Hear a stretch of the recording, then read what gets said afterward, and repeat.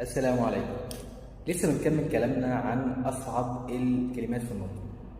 بص كده للكلمة دي بتنطقها ازاي؟ معناها سباك.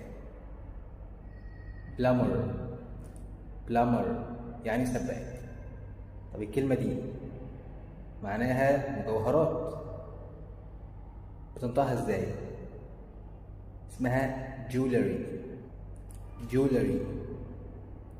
جولري. جولري.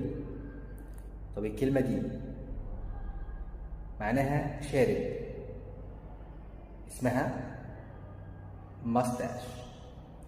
ماستاش. ماستاش. طب الكلمة دي معناها جزيرة، بتنطقها ازاي؟ ايلاند. ايلاند. ايلاند.